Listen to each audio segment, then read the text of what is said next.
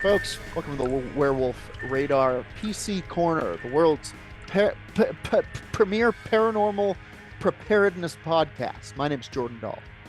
I am Ed Bolden. And I am Roger Norquist. Today's episode of Werewolf Radar is brought to you by the Monstroko Delivery Drone 3.0. With front and rear mounted 50 caliber delivery cannons, anti-grav power shovel, and carbon diamond plated hollow chassis, nothing will stop your delivery from reaching its intended destination. Not rebel insurgents, not lancehead ammunition, not ballistic plating, nothing. Delivery drone from 3.0 from Monstroko. Oh, it'll get there. Oh, It's the mother of all drones. It seems like it's good. My neighbors are some of those cats who they shoot the drones when they fly over their place. Yeah. And I know Amazon's trying to deliver with them. I know Monstroko and Amazon seem to be doing a collab right now.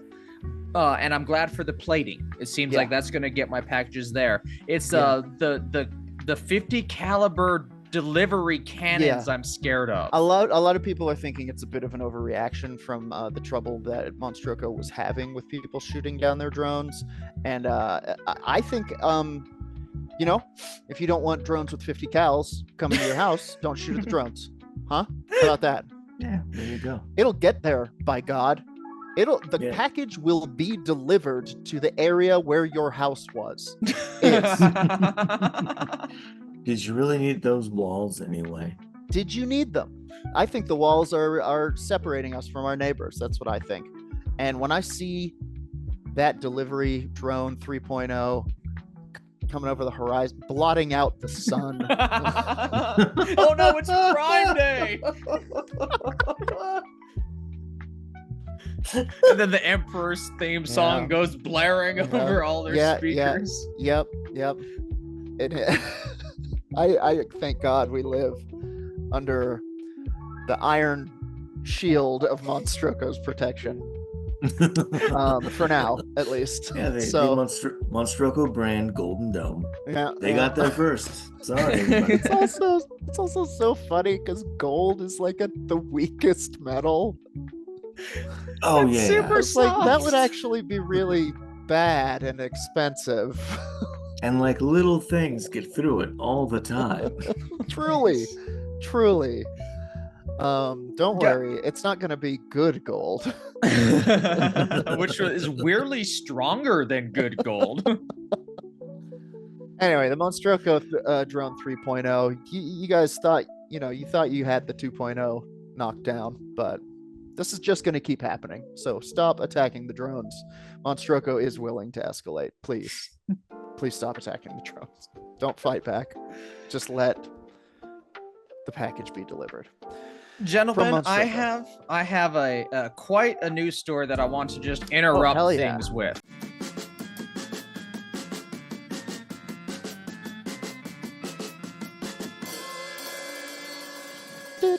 So honestly, I like the idea of doing news updates right at the top. If we have them and they're good, fuck yeah. We gotta know. Yeah, get right there. So you might have remembered a couple years ago, we had the Russian governor who was dressing up like the Yeti. Hell yeah. To grab some tourism for his ski community. And to just be naked in the woods. Just to be naked in the woods as well, China's now doing a similar thing. Check this out. This comes from the Straits Times. Not spelled the way you think.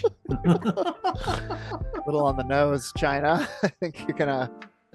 There was no gay times. You didn't need to do that. No gays, no ghosts in Chinese media. We can start a new paper. But this is from the Strait, STRAITS, like the Bering Strait, like the Chinese Strait or whatever it's called. Want to howl and eat raw food for work? Yeah. Yes. Wild man job in Chinese National Park goes viral. I do want this job. So it's like a Victorian garden hermit situation. Very much so. Check this out. I'm going to pronounce a number of things wrong. Chinese for American speakers is insane for us, but I will give it an honest go. In Hubei, a recent advertisement recruiting wild men with a daily wage of 500 won per day. That's about 89 US dollars. That's more than I'm making. That's more than I'm making. You're fucking needed, my friend, in Shanongjai Forestry District in the Hubei province, and they're getting a flux of job seekers. Just supposedly 10,000 people have signed up to be a Chinese wildman, also known as the Yeren, or what was it called again, Jordan? The Yeren. Yeren, thank you. Yes. Almost like Karen, but with a Y. The post advertised is for non-player characters, more commonly known as actors. This is amazing. And you have to be about 2 meters tall, so you're actually... I'm there. Jordan, getting there. Jordan, yep. Check this out. Keep reading them. Do I have to have eczema? 2 meters I'm way ahead tall, reddish brown hair. Get the fuck out of here. But I've seen you move swiftly and emit a resembling low woo woo. I can do the sound, and I would say I'm quicker than I appear for a man of my stature, but not over long distances. I'm like a hand-eye coordination guy, not a distance runner. You might still be good because of what they're doing, you know. Like, I doubt they're having you chase people for a mile run, you know. I mean, disappearing into the woods, there's a lot more cardio, I think, involved. So they're looking for I have to imagine it's like a haunted house situation, right? Oh, I have pictures. Like don't worry. Okay. Go on. So 16 people are going to be recruited. Sick. You have to dress. Tell me this is a reality TV show. We'll find out in 2 years from now after editing. You have to dress like a wild man, and here is kind of what they're looking for. If the Straits Times is accurate in their reporting. Oh, okay. One of them's full bore. Look at the face. That's some we all learned it because of that video game, Sun Wukong style. Yes, like Sun Wukong shit, yeah. Like, that's what I think they're going for. Like, it's kind of crazy. A blend. It's kind of a blend between Bigfoot and caveman type situation. I think the women could use some more facial hair just to keep up with the whole sun myth and where the Yeren comes from. Yeah. Interesting. Yeah, it seems to have a much more kind of fantasy vibe in China, perhaps. But anyway, this is some crazy news I wanted to bring to everyone's attention. This is amazing. This is So, do you have to live? Do you have to live at the park? I think this is like a forestry job, like a ranger. I think like you're probably living in the park for like a long stretch of times. Yeah, like you're in there for months at a time. Probably set up in a cabin for night with the rangers, or like a ranger would. Okay. Because I'm not gonna lie to you, getting $89 a day will take some of the wild out of me. That's gonna, if you want me to live in the park, I'm gonna start accruing. It will just be an apartment at some point. Yeah, you'll be a soft Yeren. Exactly. I'm the one who handles when we need to make appointments online and stuff. Versus like one of the wild men they might be looking for, to where like you're going woo woo. Yes, maybe that's throwing what I'm stones. saying. Going, if you want to get that out of me, I don't know. I suppose less or more. How do try to figure out if it's like you would need to. It would have to be, I imagine, some sort of narcotics would be involved. Mm-hmm. I would have to be drugged and like set free in the woods. Oh, the Chinese Communist Party's been working on a new form of cocaine. I would have to be in a pretty rough spot, and then if I woke up there and there was like food and stuff, I'd just be like, yeah, okay, I'll live here. We can make this happen. Yelling at people. Step if I'm one. an actor about it, if they want to hire me as an actor, that's great. Hey, look, I got an agent. If that's the situation, you contact them. I'm gonna make it darker than they want it to be. It'll be a lot. It does seem you do have your own ability to do your own stank on it. Great. Because these guys, this is a lot of like kind of Pocahontas cosplay. They're wearing skins and tassels and bow and arrows. Except for the guy who went full Sun Wukong. Yes. This motherfucker. I'm gonna be there's some Tarzan action going on with this belt and this leopard skin. Mine's gonna be pretty The Descent. Like it's gonna be a cannibalistic offshoot of humanity. I'll be there in the woods. They'll know it, but they won't see me necessarily until it's too late. And the whooping, yeah, I could see, like coming up, there's blood all over your face. You hurl like a human arm at them. That would be fucking. So let's get into how this will actually work. Okay, so you're hired. You're going. You're hiking. hired. No. I'm just saying. Out there. You're, as a from the other side. Yeah, okay. You're a hiker. You're going out to see some nature, enjoy yourself, have a nice time. You figure, there's always the chance of running into a wild animal. It's there, but it's rare. Bears still. All sorts of shit. China has as many animals as we do. Maybe 2 more, in fact. Now, so you find out that this forest is filled with these monsters. Are you going there to hunt them? Okay, so this is if you know about it, if they say at the top, like you might even run into the Yeren and like wink at you, that's like, ooh. If they don't tell a soul, and then people just start seeing them, then I think there's the potential for somebody to get hurt. Somebody's gonna get shot and winged and put in a cage and paraded around. Mm-hmm. Especially that guy who's way too into it, that's gone, as I keep saying, full monkey mode. The guy who's making an Aronofsky film out of the piece. Yeah.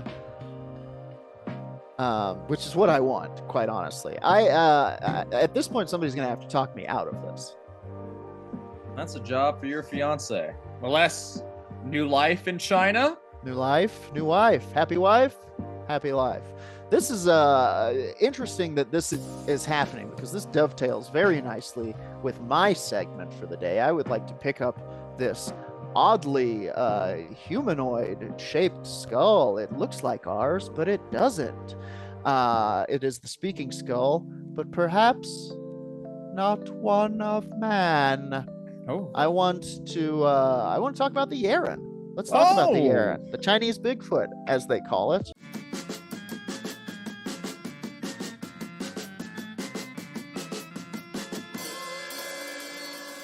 But as we will learn, holds kind of a different place in pop culture over there. It is a cryptid ape man. This is just the Wikipedia. We're just gonna do the back of the baseball card on the Yeren.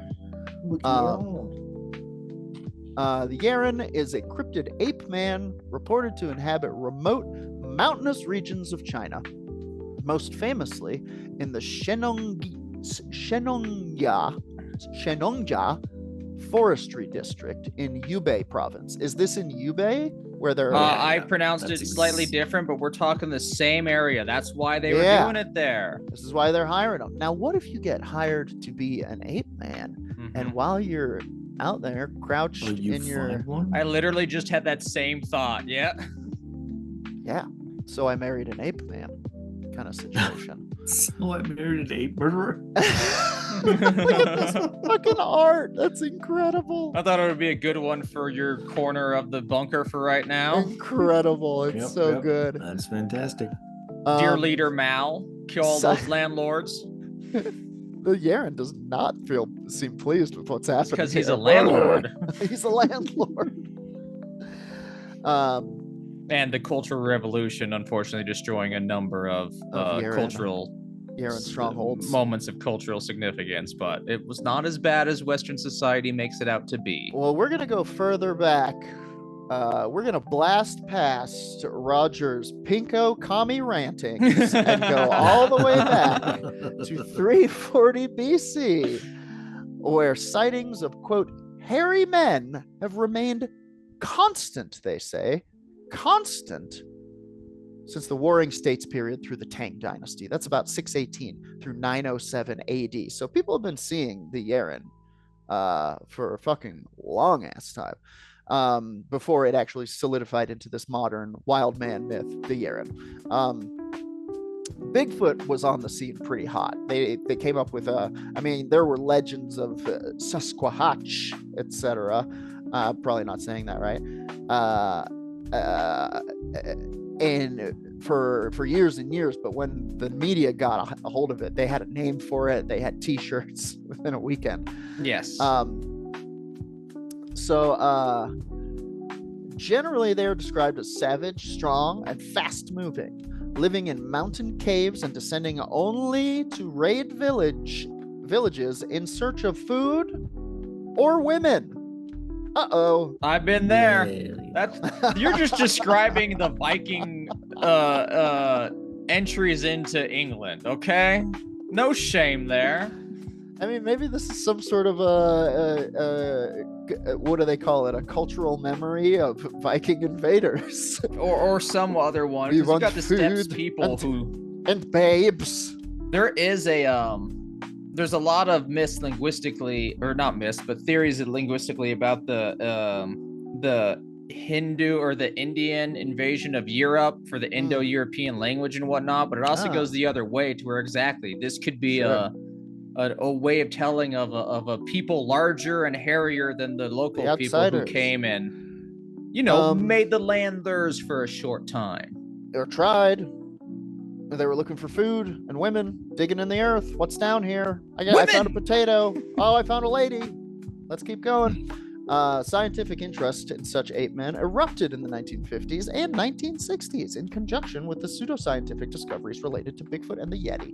But pressure from the Maoist government to leave behind these kinds of legends and folk stories repressed further interest in the Yeren until its dissolution in 1976. Afterwards, people went nuts. So you're not entirely wrong. The Maoist government did try to oppress Yeren. My Chinese history professor refused to talk about history before the People's Revolution. So I know a lot about 1950 and on. Okay. And I learned everything else from Dynasty Warriors. There you go. That's all you need. A wonderful blend of video games and education. Communist education. So yes. after they kind of let up on that, people went nuts. They were like, "There's Yerens out there. We're gonna find them. How about we go get their food and their women?" Seems only fair. We have all those Yeren except for the women. Yeah. Yeren women will still kill you. We don't know what it's not necessarily kidnapping people. You think they could be out there romancing people, picking them up in weird little bars. It is a cultural thing to where you want to for racist reasons and xenophobic reasons. You do get scared when the women start not banging you. Yeah. Oh, that's at the heart of a number of these fears, I imagine. They won't take our women. I like the idea. I'm gonna go with that narrative that when they go into town looking for food and women, they put on a nice shirt. Mm-hmm. They slick back their hair. They get all of it, just body all long. of it, full body pompadour, if you can imagine. And they just go out and they're just rizzling up the town. These damn Yerens are coming down and rizzling up the whole place. Wearing their gold chains, like a Michael Bublé, if you will. Oh God, he's got parachute pants, but he's pulling them off. It's insane. The Yeren was often speculated. Oh, wait a minute. Hang on. I missed the part about the Yeren fever sweeps over the land. Large expeditions launched by the Chinese Academy of Sciences to investigate alleged eyewitness accounts, footprints, hairs, and bodies as Yeren fever took hold. With scientists working with an unprecedented reliance on citizen science, the Yeren was often speculated to be a far-removed human relative, such as Gigantopithecus or Paranthropus robustus. I actually have some nice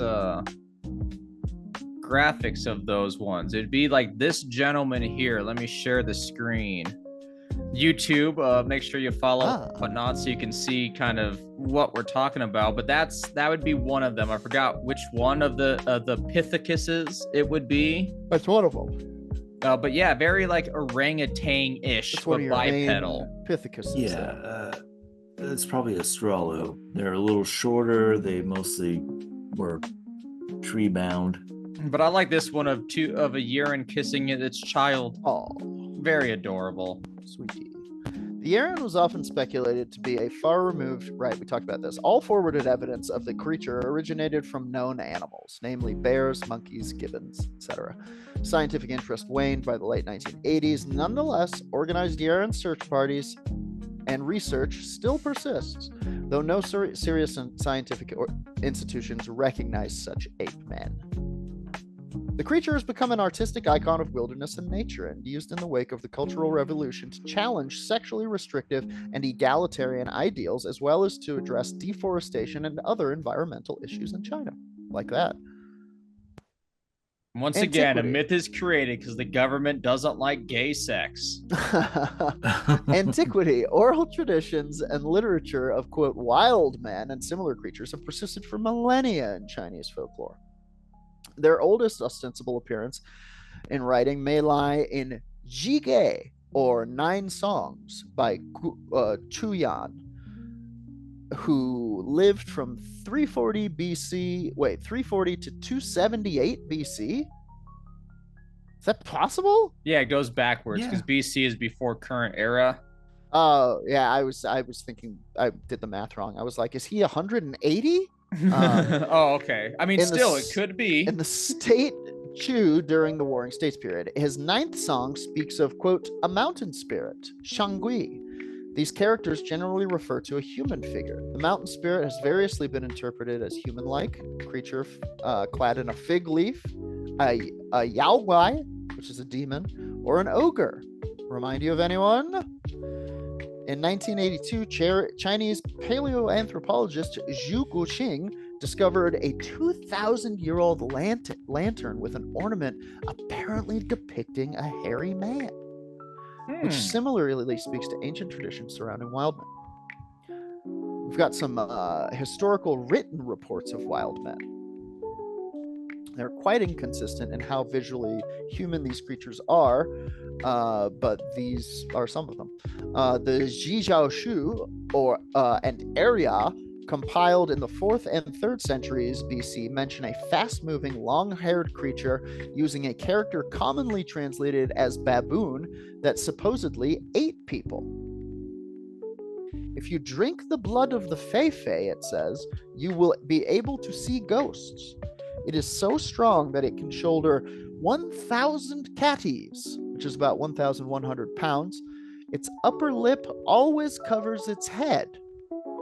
Its shape is like that of an ape. It uses human speech, but it sounds like a bird.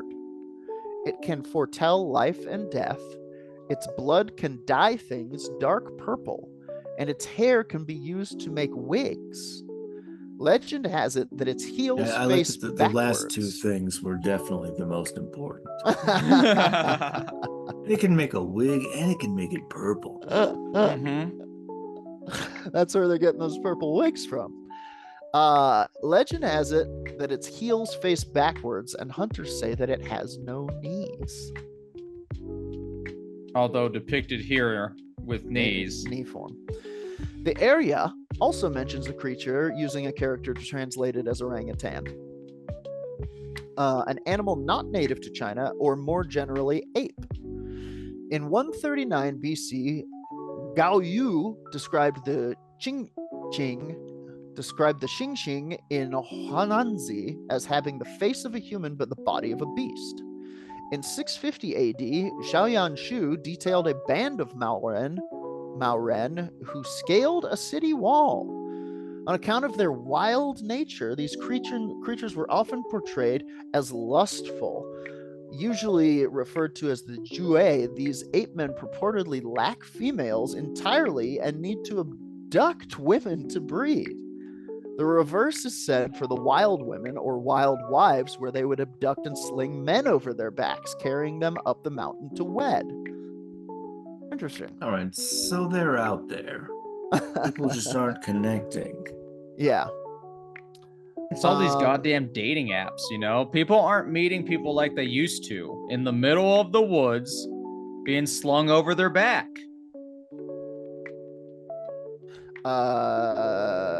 There's a horrifying description of someone who was kidnapped and accosted by one of these creatures that I'm not going to read on our podcast. No, we've read some bad stuff. This one must be real bad. It's very, very gnarly. The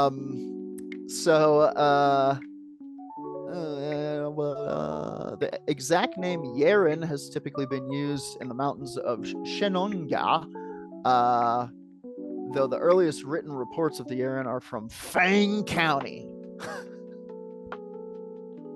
Fang County, during the Qing Dynasty. Its local newspaper, Fang Shishai, that's probably not right, published a story about a group of Yeren sheltering in a nearby mountain caves, which preyed on their dogs and chickens. In rural Hubei, the Yeren were rumored to be the descendants of the runaway laborers conscripted to build the Great Wall of China. That's a fun myth. Are you saying that they got a bunch of wild men to build that thing? Well, no. Sorry, I misunderstood the whole thing then. I was thinking about Yeren women. These were the people that escaped. The children of people who had been conscripted to die while building the wall. Yes. A lot of people in that wall. Learn your Chinese history. It's wild. It is wild. In the Mao era, reported sightings of ape men increased during the 20th century, prompting small scientific investigations in the 1950s and 60s. First expeditions focused on the Yeti, they say. Separately, Professor Mao Guangjin linked the Yeti with the Yeren. His interest in the topic began when he heard his colleague Wang Jilin's story of an ape man shot dead in 1940 while in the field on behalf of the Yellow River Water Control Committee. It does seem like the Chinese government in the Mao times, which we all know was almost 100% true, was using the research on the Yeti to put government people in Tibet illegally. Well, it says during the Mao era. What I was going to say too. Yeah. Under Chairman Mao Zedong, fervent government campaigns aimed to squash superstitious beliefs and to quell debates surrounding the mysterious ape men. They believed stories of Yeren, ghosts, and spirits would impair productivity, such as by scaring farmers from tending to their fields. And circulating such stories were sometimes punishable offenses. Man, we would be in so much jail. 1950s, 60s China, we would definitely be re-educated after 5 years on the work farms. Scientific interest quickly dwindled, and Guangjian became one of the only scientists researching the Yeren. He used primarily recent scientific reports and ancient literature as opposed to contemporary eyewitness accounts. Other scientists, such as Pei, described ape men testimonies to scientific illiteracy. Ascribed ape men testimonies to scientific illiteracy and strong superstitious beliefs among villagers in these remote areas, though they remained supportive of further study. Guangjian, nonetheless, argued that by studying Yeren, he could replace superstitions with scientific fact, just like we're trying to do here. He speculated Yeren are the source of the Chinese ghost and spirit folklore, much like how manatees allegedly inspired some mermaid stories. Soviet historian Boris Porshnev suggested the ape men are a relict population of Neanderthals, but Guangyan believed the Yeren were far too primitive, more likely a descendant of the Chinese giant ape, of the giant Chinese ape Gigantopithecus.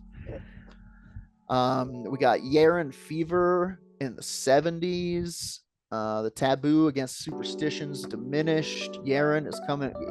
He's coming out. I'm coming out. I want the world to see. I'm a Yeren me. 1977, Zhao Guoqing, along with military personnel, zoologists, biologists, and photographers, launched a Yeren expedition in Shenongjia on behalf of the Chinese Academy of Sciences. We heard a little about this one. Subsequent expeditions, comprising scientists, technicians, government officials, and local villagers, collected alleged footprints, hair samples, sightings, published in scientific journals, pop science magazines, and newspapers. Yeren hunts affected an unprecedented involvement of untrained laypeople and was present and was by and large fueled by citizen science. In 1981, the China Wildman Research Society formed with the help of the famous Chinese paleoanthropologist Jia Lampo and offered a cash reward for the Yeren body, 5,000 dead yen and 10,000 alive. 1977, that was about $1,500 and about $3,500. That's gonna buy me a house. And I'll cut it off here, but this is a little bit of the taste of the Yeren and the kind of history around it, long and storied history, dare I say. Yeah, we need to go into some in a future episode, some like first-hand accounts. My man is on of a Yerens. 1,000-year-old lantern. In popular culture, owing to their mysterious yet human-like atmosphere, the Yeren became a popular symbol in fiction writing and of wilderness and of wildness and savagery. Kidnapping stories from antiquity have inspired modern, though usually far less graphic, imaginative retellings. Among the more popular was Song Yosheng's A Yeren Seeks a Mate, which erotically described an attractive female Yeren with big breasts and long hair, as such a subject is often portrayed both in literature and by eyewitnesses. It was particularly significant as the Yeren was described as a loving wife to the abducted husband and mother, and the story juggles feminine sexuality with traditional family values, concepts under much discussion and evolution subsequent to the egalitarian and sexually conservative Mao era. So there you go. The Yeren doesn't have to be a horny perv monster from the woods. They can be gentle lovers. They can be gentle family types. Sure, they have a foot fetish, but there's nothing freaky about it. Sure. They like big and small feet. Hey, look, feet are for everyone. Most people have them, and even if you don't, you can appreciate them. It's what keeps us standing upright. Just keep it to the message boards, you sick freaks. Just kidding. Just kidding. That does it for this segment that I'm calling Yeren Luck. I didn't read the horrible part that you can probably imagine where it goes. Go to the Yeren Wikipedia. There's a graphic description of a victim of, yeah. Who would like to go next? Nate, you go next. And I'll wrap us up with some ghost sightings or ghost footage that will decree them real or fake, or try and suss out what they are. Alrighty. Well, you guys ever notice how stairs terrifying? Yes. The older I get, man, stairs get more and more terrifying. Here's the Yeah, thing. you want one of those a little electric chair that you can ride up the rail and Oh God. you know that actually like that say sounds that yeah. like bad. you haven't seen Gremlins or Gremlins 2. I forget Whichever which one I it think is, it's the but first yeah. one. you can get chased up the stairs in one of those things. You go so slow. And the thing that wants to grab, oh boy, if you have those stairs with spaces between them, something's going to grab your feet from there. Yeah, every Something's going to time. grab your feet right through there. A Yeren with its long spindly arms, it'll grab you and pull you through, make you a mountain wife. Well, I have some frightening stairs to talk about.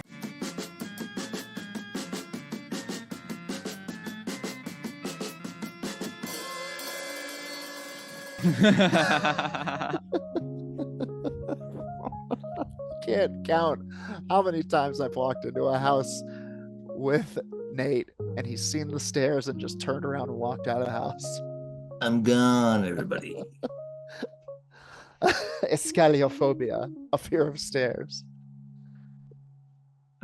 Those are some pretty spooky stairs. I found some other ones, but this one's the widest screen. There's a great SCP about pretty much this exact thing we're looking at right now. They just keep going. Oh, I hate that idea. Yeah. Also, similar, the game Pools. Oh, yeah, dude, big time. There's some scary fucking stairs in that game. Yeah, dude. Liminal spaces. Yeah, Get always into it. frightening.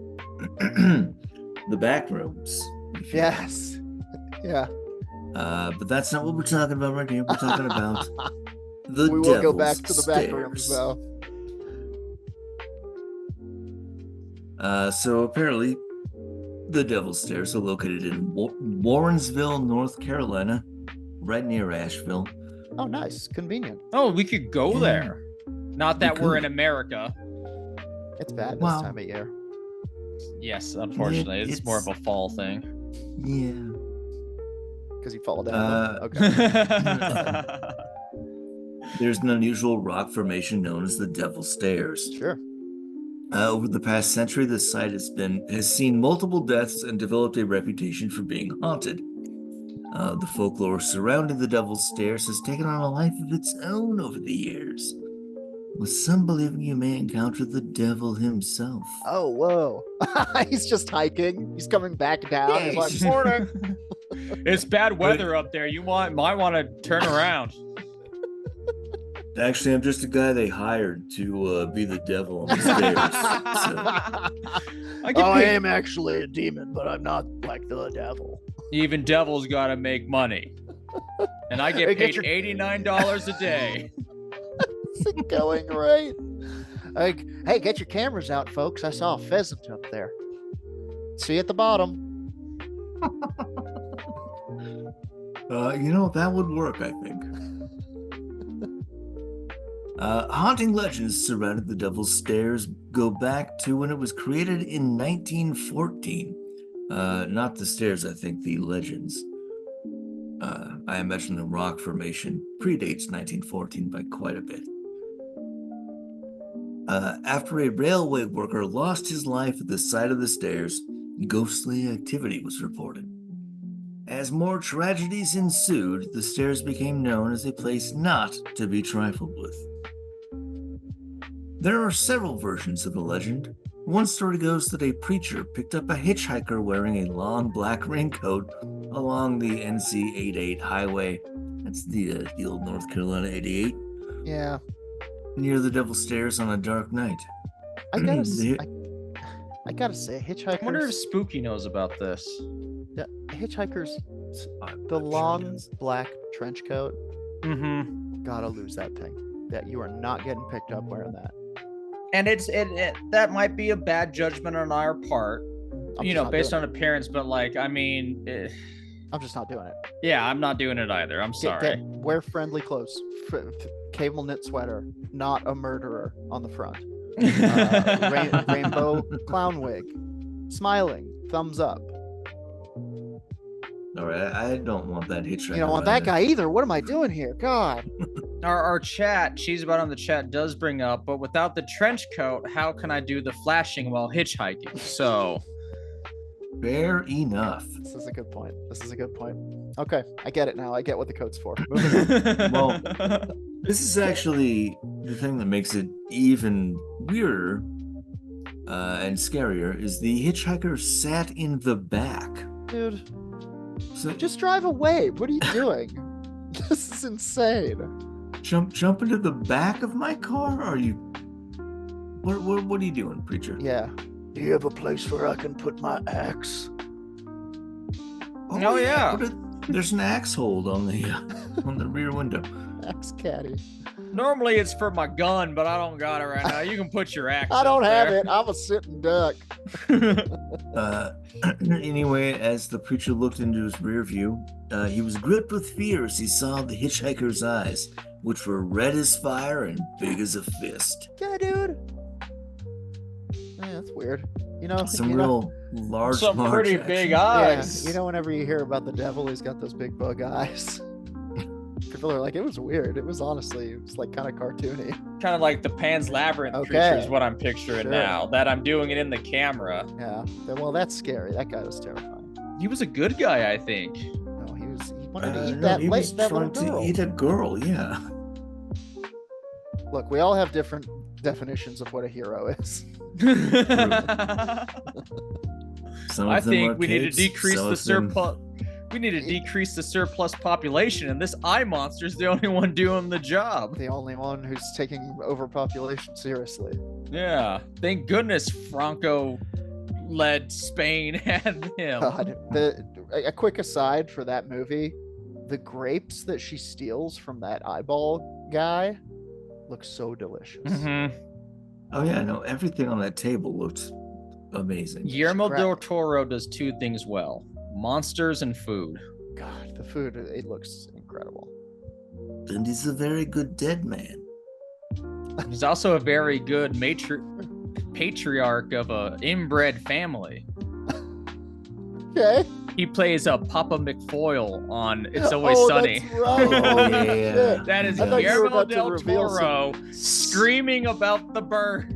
I thought you were going to reveal some serious tea on the Del Toro family lineage. No, they seem to be good, earnest people. Good, honest, talented people. Yeah. Anyway, the preacher pulls over, and he jumps out of the car, runs to the back. He opens up the back seat. Nobody there. Yeah, it's the devil. Why did you pick him up from the bottom of Devil's Stairs? He was wearing a trench coat and not flashing you. Yeah. What if there was a monster where like it was a guy in a trench coat and he looked like he's hitchhiking and then he flashes you, but he just has a third arm that's also hitchhiking? It's where his penis should be, but it is a third arm. Yeah. Right. The thumber. He's got a thumber. Better pick him up. Edward Thumbdick. Kind of a reversal, kind of a playing with the form, as it were. Okay, go ahead. In another variation of the legend, the driver's cars will unexpectedly break down into the Devil's Stairs. While attempting to restart the engine, the car's back door will swing open and the devil will enter. Yeah. Ooh, forcefully. But here's the fun thing about the devil. He just slides across the back seat and exits the other door. See, that's just like it's a fun. fucking That's Mentos that type commercial. of shit. If I was the devil, that would be me. Not hurting anyone, just giving them a little, making their heart beat a little bit, you know? When you said that, I was imagining it happening, and the Mentos theme played as it goes through the car, and I really wasn't ready for it. Ba-da-da-da-da-da. Devil's on a busy highway. How does he cross it? And then it just cuts to the priest whose mind is shattered. Mentos, the mind breaker.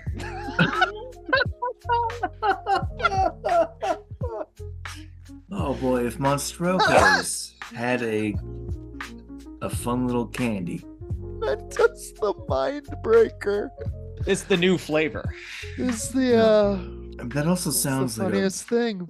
fucking monster from some weird sword and sandals movie. From Sapphire and Steel. Yeah.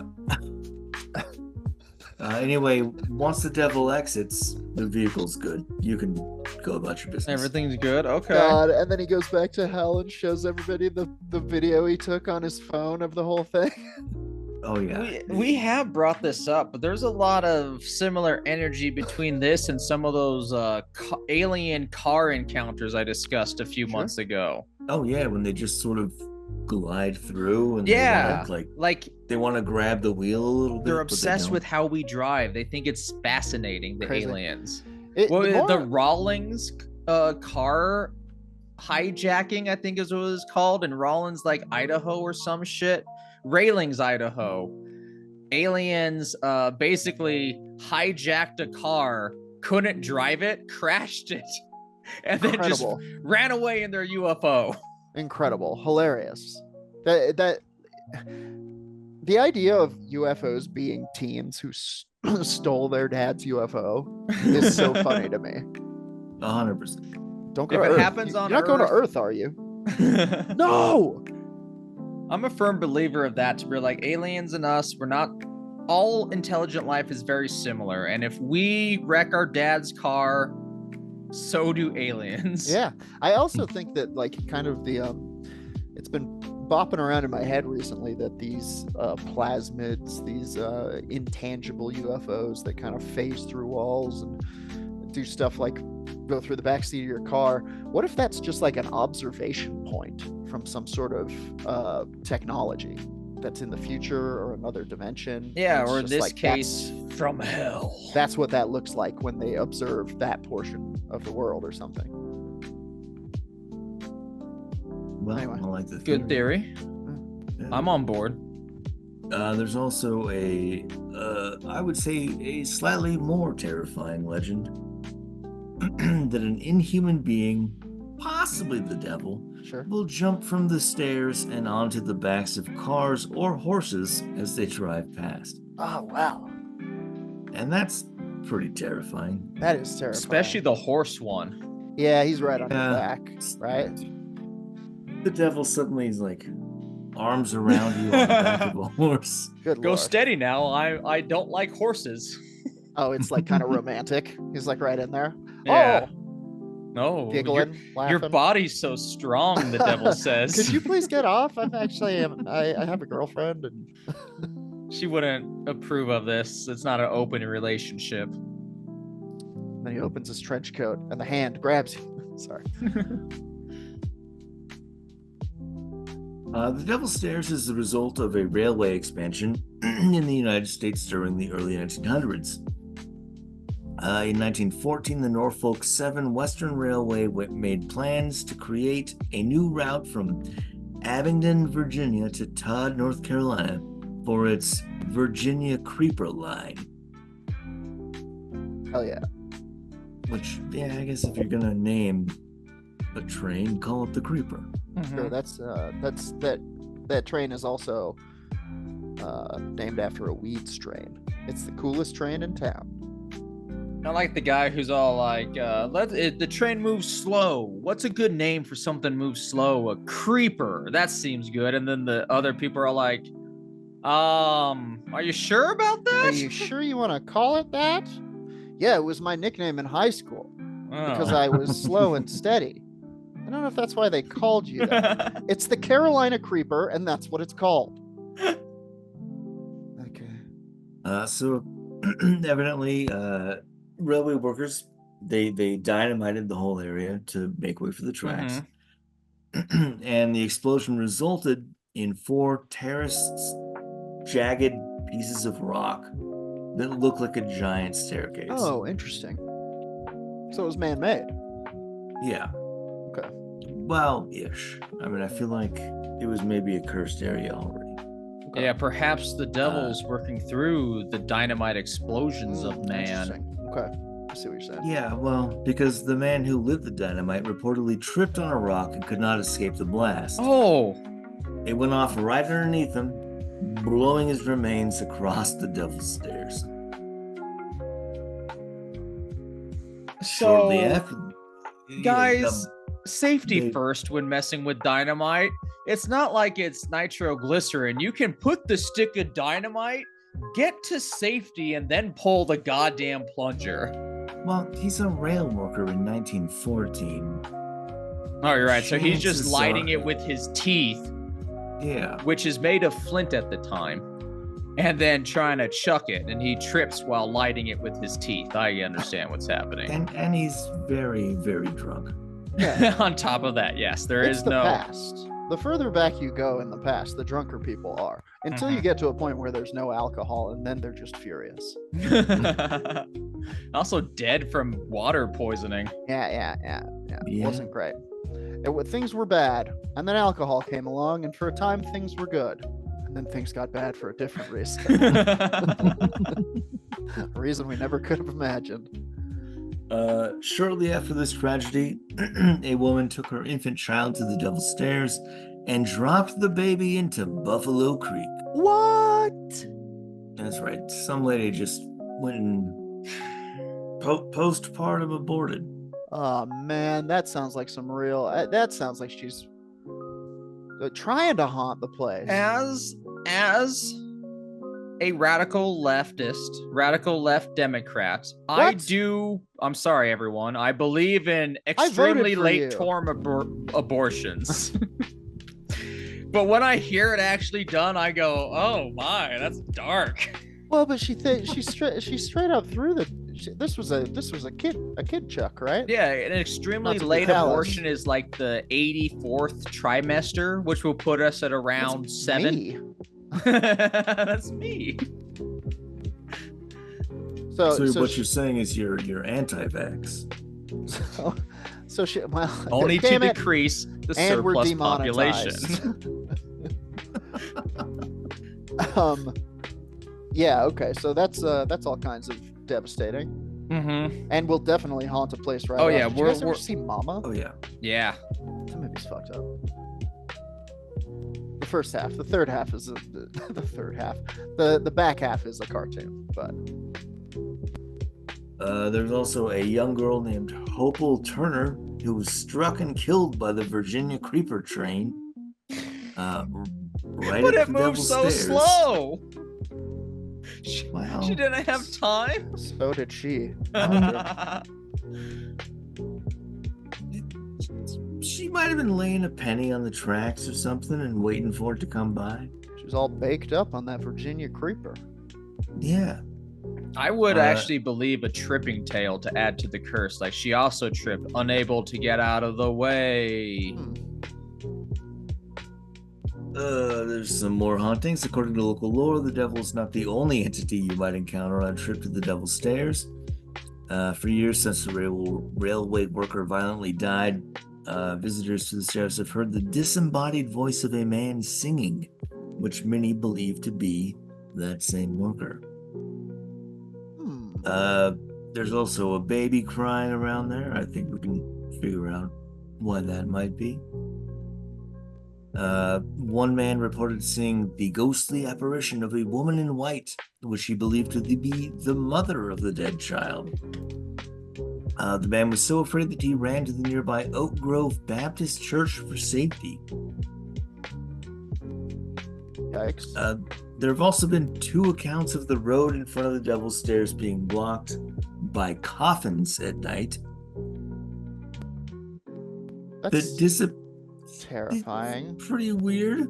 They also mysteriously disappear as soon as the sun rises. Now that to play devil's advocate, if you will, is this just the what are they called? The Undertaker lazily dealing with his coffins. He knows no one's going to be out, puts them on the road. Then when people who knows, he's like, okay, they can come back into storage. I'm done with my work. Let's get these coffins off the road. What if the Undertaker reads the order and he's like, where's this body going? Ah, hell, I don't want to walk all the way up the devil's staircase or down it as it may be. And that's what I'm thinking too. Just drop it right And so here. he just leaves, just pops it right here. This is close enough. A local resident recalled a friend showing up at her home drenched in sweat after he'd run away from the ghostly coffin in the middle of the road. I would too. Like I'm saying mundane reasons, but I'm also running from the coffin in the middle of the road. Like that seems. Oh, is that my coffin? Better not find out. I'm backing slowly away for sure. I mean, it's it's all well and good for me to sit here from behind my safe and comfy, not a coffin, but it's a different thing when you find one in the road. We've also got a couple of headless things. Yeah, of course. There were many accounts, apparently, of headless apparitions near the Buffalo Creek Bridge. 2 residents claimed that while checking on a local power plant further up the hill from the Devil's Stairs, they sensed that they were being followed. When they turned around, they both saw a headless apparition standing on the path behind them. No likey. That's not great. As you would guess, also a lot of drivers have seen, or they've stopped for ghosts or seen ghosts. Many people have heard their back doors open only to find no one in the back seat. In the 1930s, a group of young men driving along in a Ford Model T witnessed a woman in white appear near the bridge. Apparently there's a story that goes all the way back to the 1800s when a woman hung herself near the bridge. Some said that if you look back while driving away, you'll see a misty old woman with wild eyes. Yeah! Scary. Yeah, so I mean, I think the area was, even before that guy got himself blown over it, there were things going on. Yeah, that's it sounds like a what is it called in Buffy? A hell gate? It seems to be a portal for Hellmouth. A hellmouth. It seems to be a portal for some other entities. Yeah, it definitely seems to be. Namely, a tricky devil who likes to slide through your car. A tricky little devil. It's kind of doing a cool move. Well, that's the Devil's Stairs, everybody. There you go, folks. The stairway eye. Stairs. Avoid them. Avoid the devil's most things, really. There's most towns will have the devil's futon, the devil's armchair, the devil's little breakfast area where he sometimes has half a grapefruit while listening to the news. Just kind of avoid it. I've always wondered why they're always... Get away from it. That's where the devil has his breakfast while he listens to NPR. the devil's foyer, the devil's man cave. I've always wondered why it was always the devil's. I guess because it goes down into the earth, because it's made out of rocks.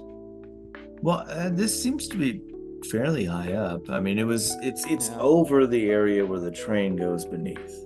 So I guess it just looks like something that would be in hell. Anyway. Well, folks, that does it for another episode of Werewolf Radar. If you enjoyed what you heard here today and this is your first time visiting us, please become a Patreon member. You can join for as little as $1, I believe, and it helps us keep the radar on the air. And you know that part of the Wikipedia that I wouldn't read earlier because it was too much for the general public? I'll read it on the extra episode you get every week as a Dark Council member. You get an extra, we call it the Grave Nugget. You can hear it every week, most weeks. You also get art. You also get to be our friends. And you get to hear the stuff that's too hot to handle. Because it's pretty scary, really. Yeah. You can also check us out on Twitch. You can check us out on YouTube. You can go to werewolfradar.com. You can punch Werewolf Radar into any internet search engine and we'll be met with a slew, I tell you, a slew of paranormal content that you can cram right into your face holes or any other orifice you choose in the privacy of your own no judgments. Yeah, we're not kink shaming. we're going to go ahead and get out of here. Until next week, as ever, please join us in our sign-off line on the count of 3. 1, 2, 3. Punch the sky. Spaceman Joe.